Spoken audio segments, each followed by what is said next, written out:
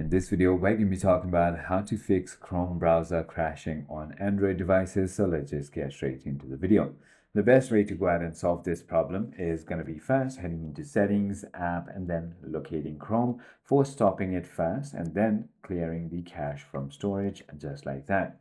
Once you've done that, the second thing you want to go ahead and try to do is going to be updating your Chrome. So all you need to do is simply go ahead and open your Google Play Store. So right over here, and then simply go ahead and search for your Chrome browser. So let me just go ahead and do that real quick. And now you're going to simply go ahead and click on it, and there's going to be a update button if there is any update, and you're going to simply go ahead and update it. The other thing you want to do is simply go ahead and restart your device, and it should go ahead and work. I hope this video clarifies everything for you. If you have further more queries, feel free to comment down below, and I'll see you on the next one.